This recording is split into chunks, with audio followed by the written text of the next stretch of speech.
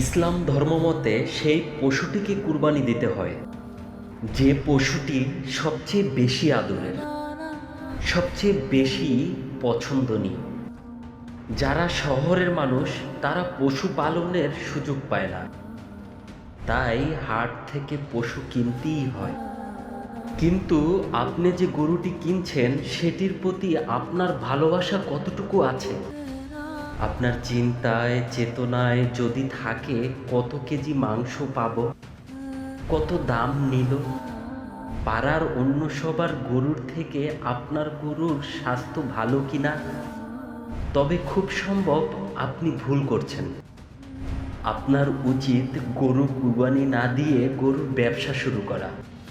হজরত ইব্রাহিম আলাইসাল্লাম নিজের সন্তানকে যখন তিনি কুরবানি করতে নিয়ে গেলেন, তখন আল্লাহ তাআলা তার উপর খুশি হলেন এবং অলৌকিকভাবে ইসমাইল আলাইসাল্লাম বেঁচে গেলেন।